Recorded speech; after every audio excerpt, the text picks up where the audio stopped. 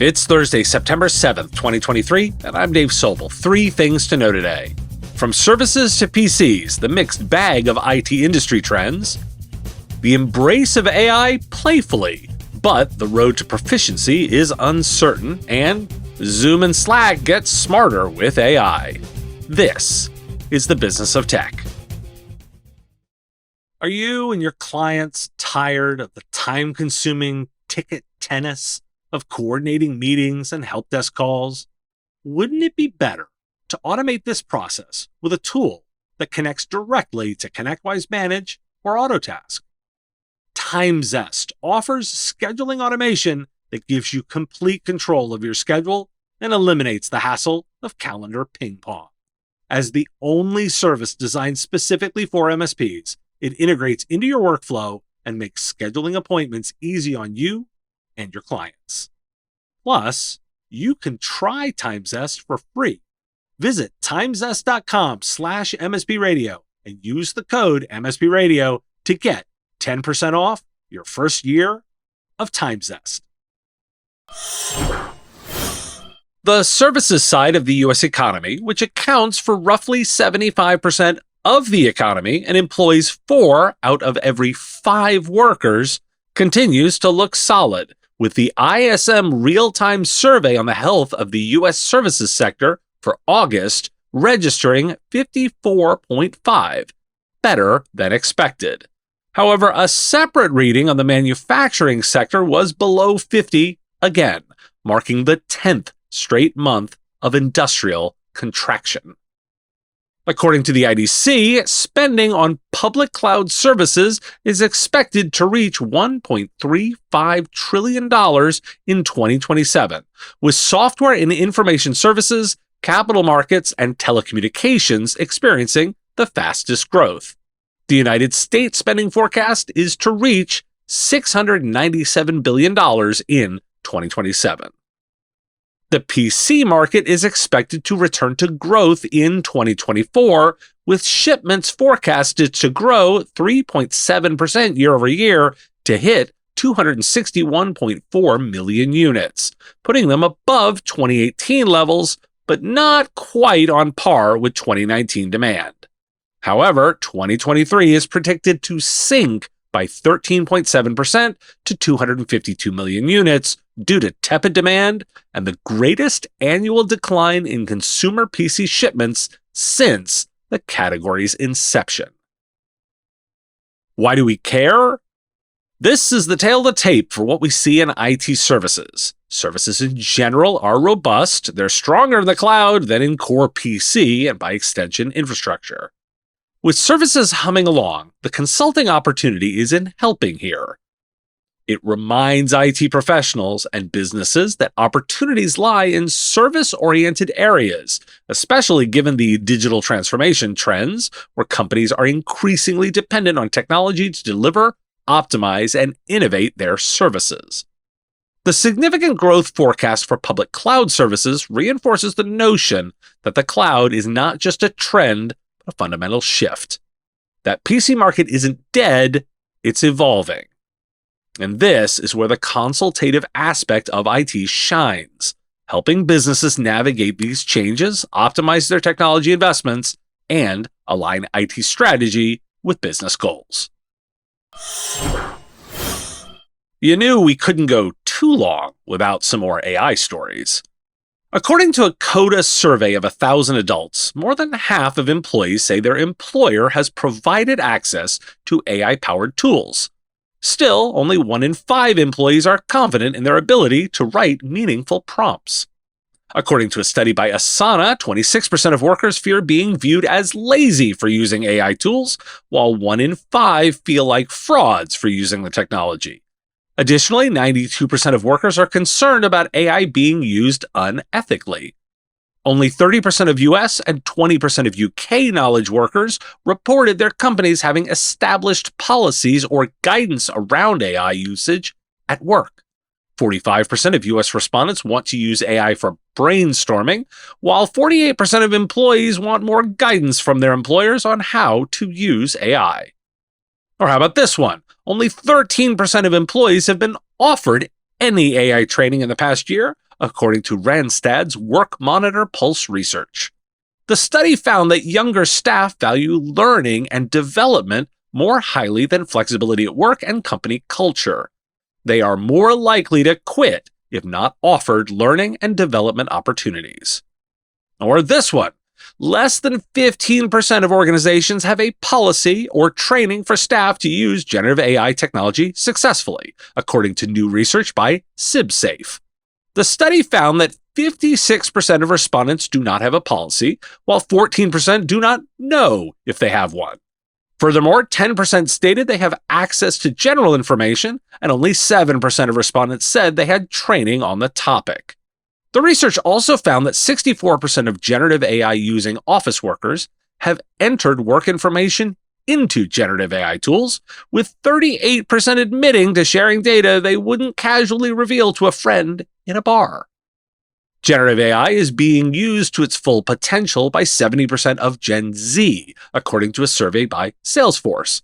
The study found that 65% of generative AI users are millennials or Gen Z, while 68% of non-users belong to the Gen X or baby boomer generations.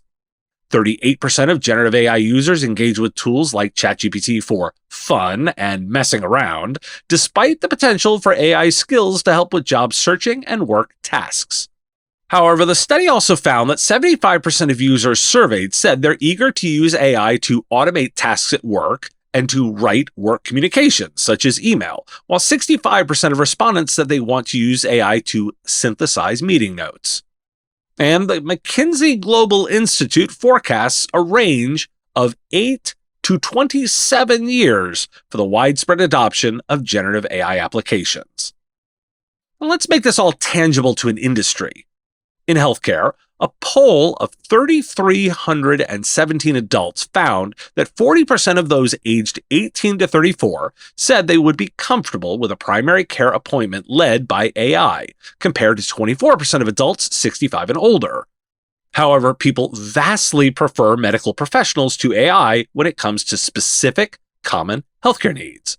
For example, by a margin of 84% to 13%, respondents preferred a medical professional for prescribing pain medication. For diagnosing a rash in a sensitive area, the margin was 81% to 15%. The narrowest margin, 69% for a professional versus 28% for AI, was in managing diet.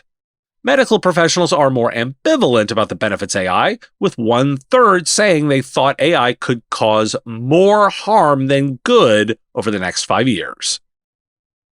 Why do we care? Story time. Everyone is still trying things. The younger you are, the more you mess around with this technology without much guidance from employers or any training. That messing around is leading to confidential information being put into models. And you have between 8 and 27 years before widespread adoption. What stands out from these studies is a glaring disconnect between the rapid advancement of AI tools and the preparedness and confidence of their users. There's a tangible lack of proficiency among users who are caught between the allure of automation's convenience and the ethical and image-related implications of AI reliance. And thus, why I'm so interested in this space. It's about human readiness, adaptability, and the profound need for education and ethical guidelines, which are all excellent services. And some AI product stories. Zoom is updating and rebranding several AI-powered features, including the generative AI assistant formerly known as Zoom IQ. The rebranded Zoom IQ, the AI companion, is powered by the same mix of technologies as Zoom IQ, but its reach is expanding to more corners of the Zoom ecosystem, including Zoom Whiteboard, Zoom Team Chat, and Zoom Mail. Perhaps the biggest news is that Zoom is gaining a chat-like bot via the AI companion. In spring 2024, Zoom will get a conversational interface, allowing users to chat directly with the AI companion, ask questions about prior meetings and chats, and take action on their behalf.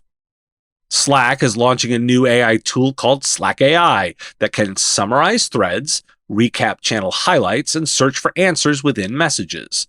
The tool will generate summaries of messages sent on a particular channel and will be available to summarize threads. Slack AI will also be able to search for answers based on relevant messages, files, and channels within Slack. Slack AI and Slack lists will be tested this winter, allowing users to track projects across their entire team. Transputech, a London-based MSP, has developed an AI tool called Neo Agent to automate the resolution of help desk tickets. The tool is delivered via a Microsoft Teams bot and uses internal MSP documentation, data collected inside the MSP platform, and an OpenAI large language model to train the algorithm. Neo Agent has helped MSPs reduce the time to resolve tickets by up to 50% and increase customer satisfaction by up to 20%. Transputech is now offering the tool to other MSPs and plans to showcase its capabilities at ConnectWise's IT Nation Connect event in November. Why do we care? Besides the obvious, these are going to show up in your customer base answer, the trend I'm seeing is that the tools are proving most useful in information synthesis, bringing information together and presenting it to users. That's the strength. See the previous story for the opportunities to help with data policies, and here, focus on anticipating which products will end up with more AI. With AI increasingly becoming a standard feature, IT needs to be well-versed in the tools, not only from a usage standpoint, but also in data management, security, and compliance. Are you struggling to hire top talent for your MSP? What if a team of senior technicians screened thousands of remote MSP candidates so you could review the best of them on video, only interviewing candidates you already like? Support Adventure handles your recruiting, HR, and onboarding needs, hiring only the best English-speaking talent from around the world. Make a remote team that works hard for you and fits your company's culture. Check out supportadventure.com/MSP Radio to learn more. Thanks for listening today, National Beer Lovers Day. You knew I was going to pick that one. I will talk to you again tomorrow. The Business of Tech is written and produced by me, Dave Sobel, under ethics guidelines posted at businessof.tech. Like the content?